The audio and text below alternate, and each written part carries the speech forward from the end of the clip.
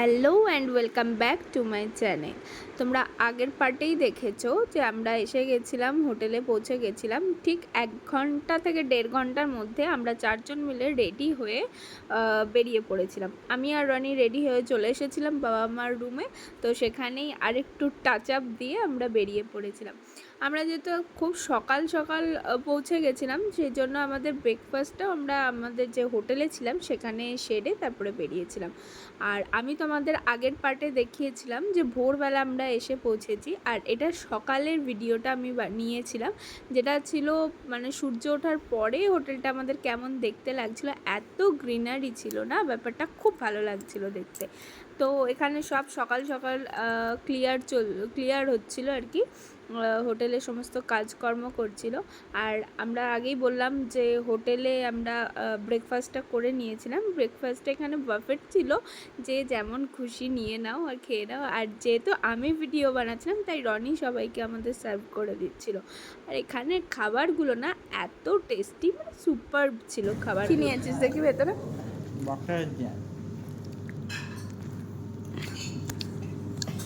আর হোটেলের বাইরেই আমি আমার মতো কাউকে দেখতে পেয়ে গেছিলাম যে দাঁড়িয়ে দাঁড়িয়ে স্ট্রিট ডগকে আদর করছিল।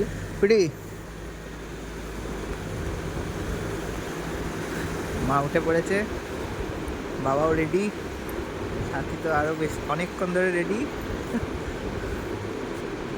देखो फ्रेंड्स 25 बाइसिकल जिसका कॉस्ट उस टाइम मेरे ख्याल से 27 या 30,000 कुछ था सर। साइकिल उसने गिफ्ट किया था आपको, बाद में आपने डिस्ट्रीब्यूट किया अपना नीचे का लोग जो काम किया, जो आपका साथ में टच है उनको करके एक रैली निकाला था।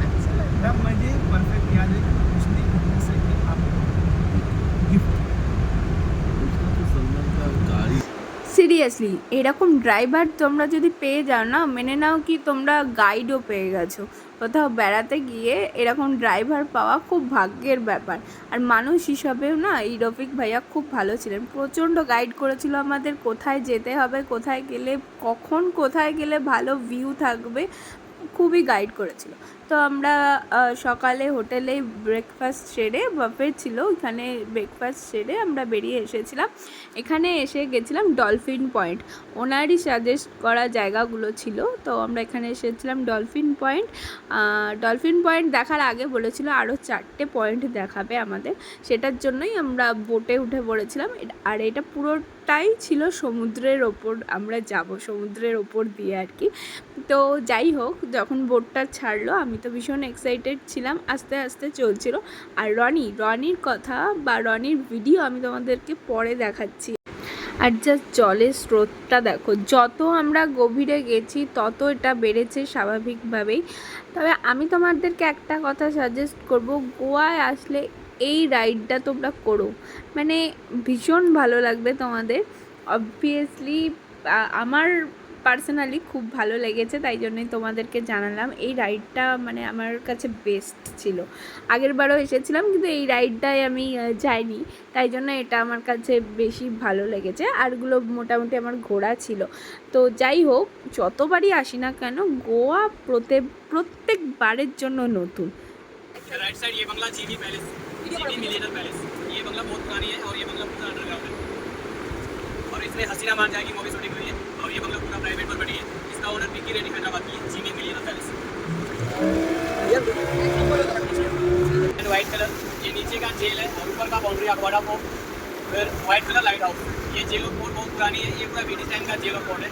तो जेल अभी 3 साल से म्यूजियम में है। जेल है, नीचे का जेल है। अगर किसी को ऊपर जाना है तो गाड़ी का बारिश कर सकते हैं। Jail of fort. আর এতক্ষণ পর্যন্ত আমরা ঠিক ছিলাম। এবার দেখো আমাদের বোটটা কতটা দুলছে, মানে বসে থাকতে থাকতে এখানে ইঞ্জিন স্টপ করে দিয়েছে, মনে হচ্ছে আমরা কখন ফেরত যাব, আমাদের বাড়ি ফিরবো কখন। তো ফাইনালি এখানে আমাদের ডলফিনের দেখা মিলল।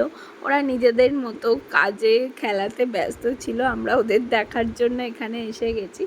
আর এই সমুদ্রের নীল জল, তার উপরে সূর্যের আলো, এটা যে একটা আলাদাই ভালো লাগছিল, তোমরা দেখেই বুঝতে পারছো। তো যাই হোক, এত স্পিডে বোটটা চলছিল, নোনতা জল সমুদ্রে আমাদের পুরো মুখে চোখে ভর্তি হয়ে গেছিলো। তবে যাই হোক, ভীষণ এনজয় করেছি আমরা। আর রনি তো পুরো স্টিপ হয়ে বসেছিল, মানে ওর এত ভয় লাগছিল যখন দুলছিল আর কি বোটটা। সবারই ভয় লাগছিল, রনি নয় শুধু একা।